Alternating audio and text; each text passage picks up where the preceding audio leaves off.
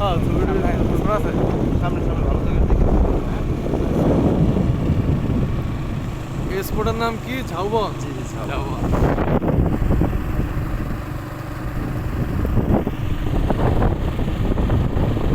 এর লোক থাকে। হ্যাঁ ওই জেলেরা মাছ ধরে না, বাগদার রেনু টেনু ধরে, তা ওই সময় তো অবশ্যই তারা আসে। থাকে না হ্যাঁ, স্থায়ী বসত করে নাই না না স্থায়ী। মাছ ধরতে আসে।